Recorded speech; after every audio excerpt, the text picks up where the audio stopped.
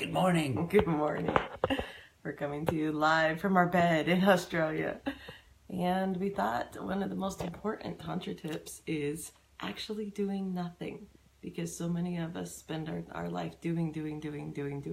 And I'm definitely guilty of that so much in my life. You? Yes. Get out of here. You don't do too much. I wanted to add value to everyone.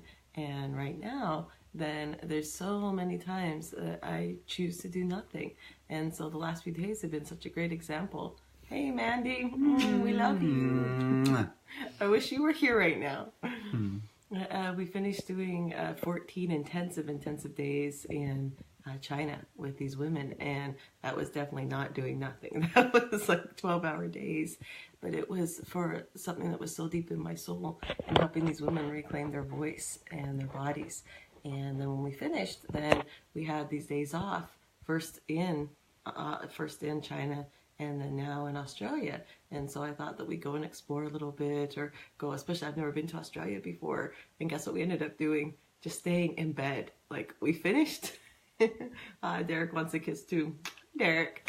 And so we finished in China and literally spent the next 3 days in bed, except for flying to Australia at nighttime, and we slept that whole time. So we finished in China, we go to the hotel, we just settled with each other, and even when we got to Sydney, then I'm like, should we go look at the beach? Should we go meet the people?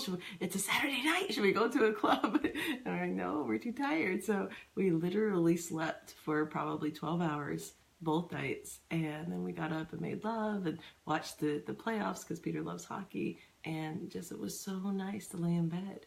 But it was impossible for me to imagine doing something like that.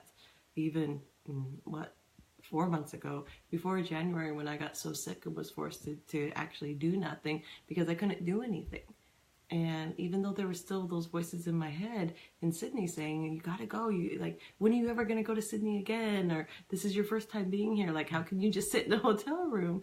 Then there was this total calm in my body of like, no, yeah, first of all, who says I'll never go to Sydney again.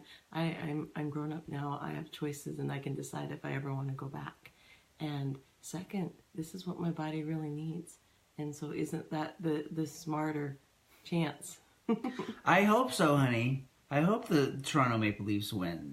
But they've been messing up. They need some help. Our friends are talking hockey with Peter.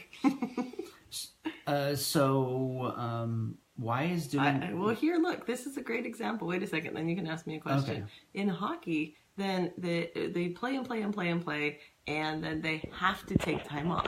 So on their days off, like, they get 2 days or a day and a half in between games. So if they're not taking a nap, if they're not going getting their bodies massaged, if they're not literally doing nothing, except for they might practice on a day, then how are they going to get up and go and play these super intense games with one another?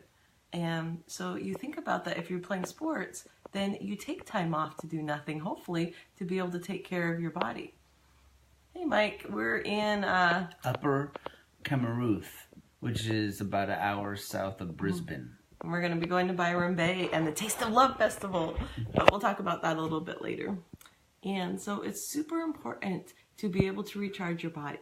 So whatever it is that you're passionate about, whatever it is that you really came to this planet to do, then make sure that you're taking time off to do nothing in between, so that your body can recharge, your soul can recharge, so that when you're actually showing up to do the thing that you're passionate about, you're not tired, you're not half-heartedly being there, you're not forcing yourself to do anything. And the only way that I found to be able to have that peace and to be able to enjoy whatever it is that you're doing is to give yourself time to reset. Yeah, so we reset with foot massages, body massages, Lots of sex, facials, eating good food, having Mrs. Fields chocolate chip cookies. That's good food. So we find what we love to do and just do it and relish it and just make time for ourselves. So I think that's our tip for today. When you are tired, don't try and push yourself. Do what you need to do in order to have that resourced self-care practice that makes you recharged. So, yeah. And don't even wait until you are tired. Like, if you can, make it a daily practice to really sit and do nothing. And that's whether it's meditating by the beach, whether it's laying out in nature, whether it's, sitting on your couch and having your child or your partner massage your feet.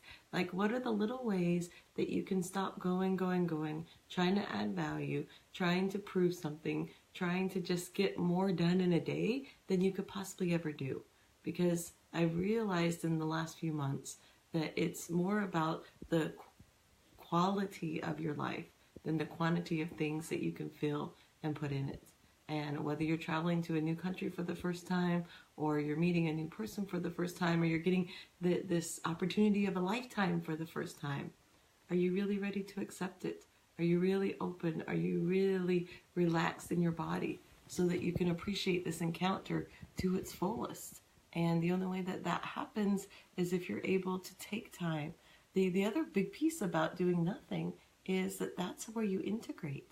So if you're out doing a lot of things, if you're out meeting a lot of people, if you're out, whatever it is that you're passionate about, and you're taking in all of this information, the only way that you're going to able to integrate it and help it become part of you is to be able to take time to really start going through it and like allowing it. Oh, I never realized this piece, or I didn't get this piece before. And for me, like, one of the things that are on my cutting edge is really learning how I never wanted to grow up. And I associated grown-ups as people that were so mean and that they want to control all the time, and that there was no approval.